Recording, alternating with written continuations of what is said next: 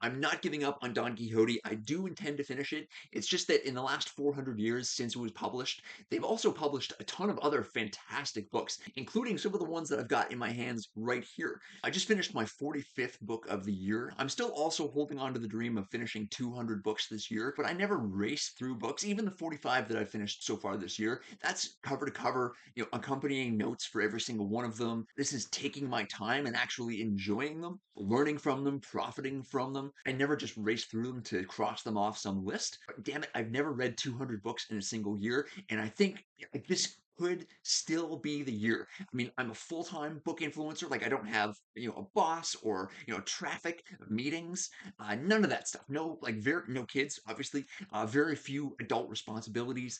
I can pretty much design my whole schedule, and I do around reading books.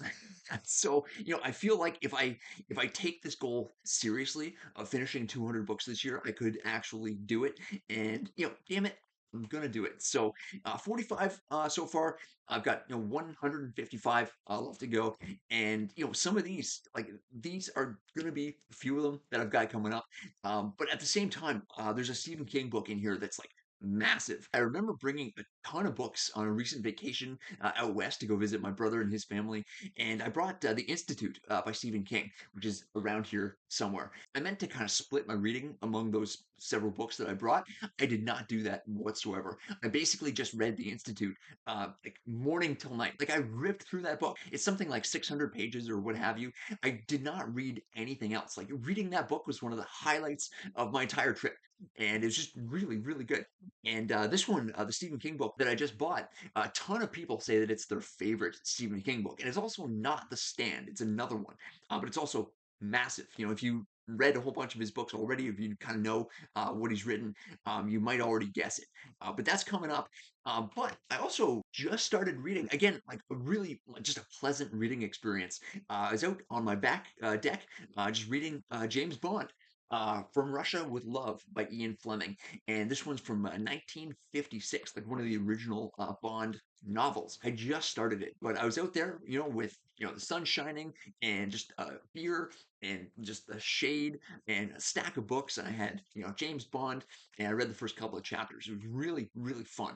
And this is not a tough read. It's fast, like it's a spy thriller, right? So I'm gonna not race through it, like I said, but I'm going to be able to finish this pretty quick. And there's another classic that I'm working on right now. And I read this out of order. I read The Adventures of Huckleberry Finn first, which apparently comes last or comes for this. But it's The Adventures of Tom Sawyer. And it's written for children, but can be enjoyed by adults. And me, being a 35-year-old child, I'm really enjoying it. And then another book that it's been recommended by a ton of people whose reading choices that I respect. It's called The Expectation Effect by David Robson. How your mindset can change your world.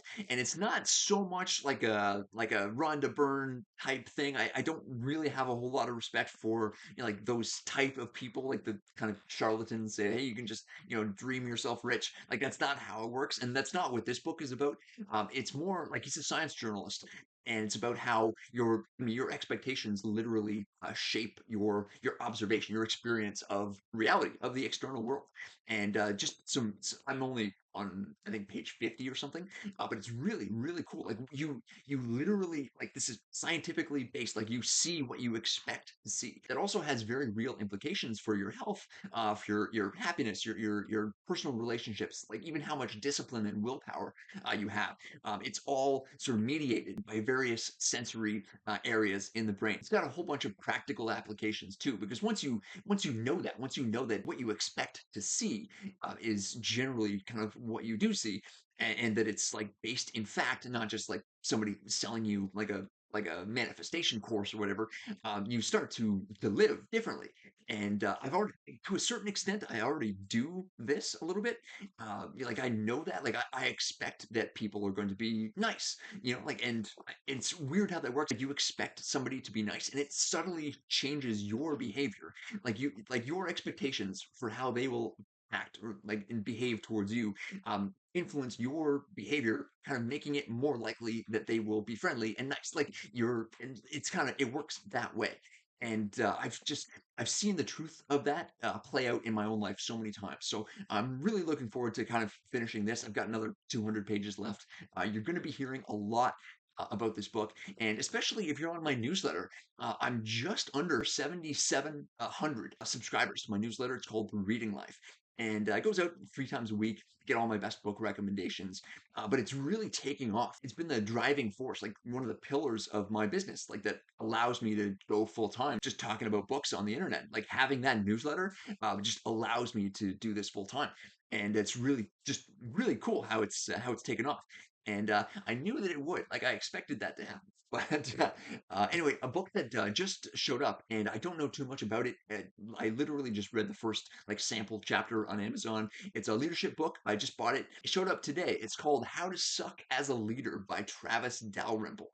I've seen this one around. A lot of my friends have been posting about this book too, and it looks really good. He takes the opposite approach, the via negativa, like the negative way or by negation, like what not to do.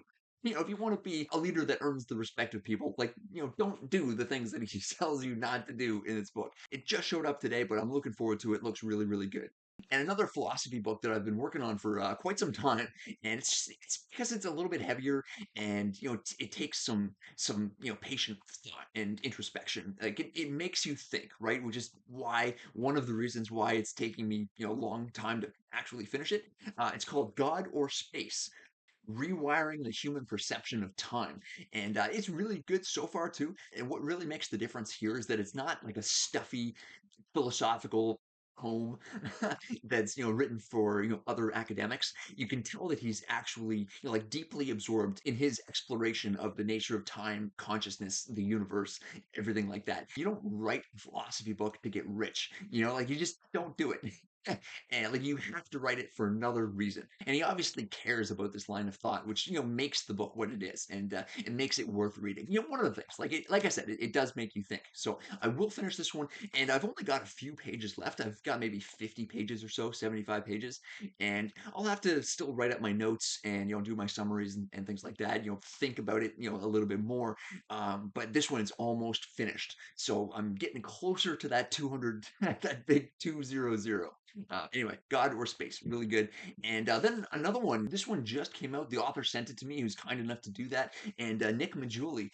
So his first book, this one's called The Wealth Ladder. His first book is an investing book. It's called Just Keep Buying. I haven't read that one yet. And, part of me, I want to read that one first, I think, before I read this one, but I don't think you have to. I think you can just read this one, on its own. And this one is about the different stages of wealth. Well, like the wealth ladder, and like which stage you're on now, because your financial decisions, your behavior is going to have to change, right? It's going to look different, depending on where you are. Whether you're setting up your first investment account, or you're trying to maximize your returns, or set up a family trust, or you have significant assets to invest. You're at that point where it makes sense to explore different investment vehicles and timeline. Like when your financial life gets a little bit more complicated, you move up the wealth ladder a little bit. And this book addresses every stage, right? And I haven't even cracked this one open, but his first one, Just Keep Buying, is just it's very highly regarded. It's passed around, recommended, as being one of the better investing books out there. And I've read a bunch of them. I've reviewed a bunch of them, and so yeah, I'm looking forward to reading both of them. And again, thank you to Nick for sending me this one. And then another one that people have just been talking about for just everywhere on BookTube, Bookstagram. It's this one. It's called The Goldfinch by Donna Tartt.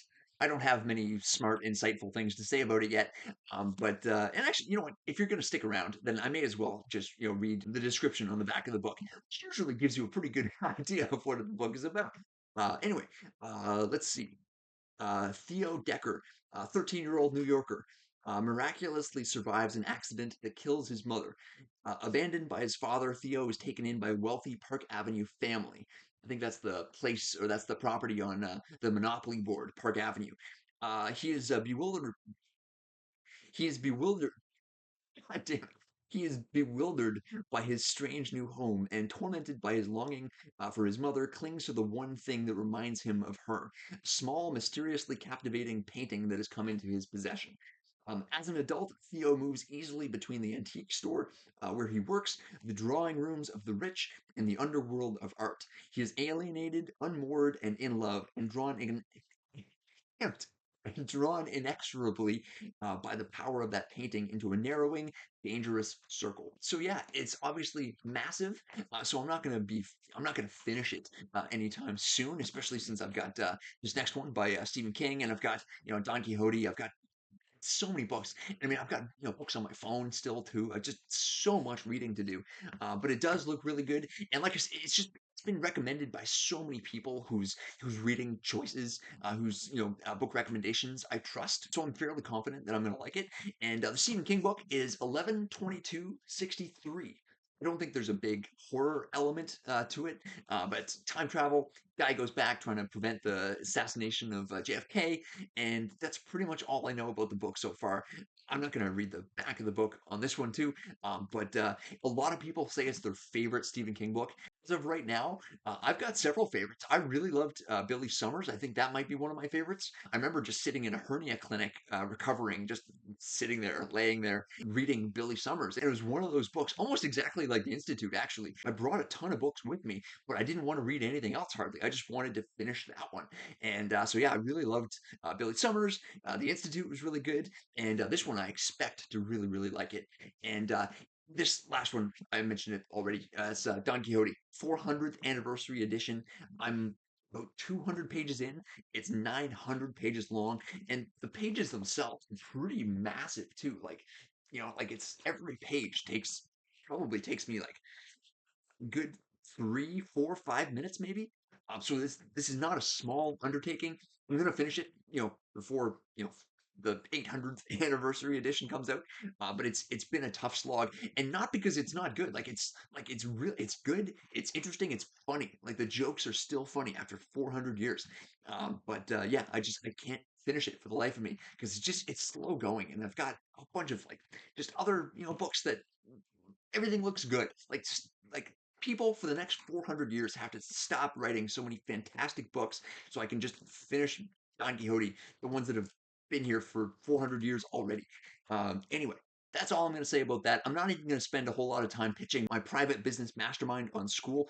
It's called Creator Launch Academy. If you're an educational content creator, you want to do this full time like I do, not necessarily with books, but it could very well be. I've done it. I've hit 5K per month. I can help you do the same.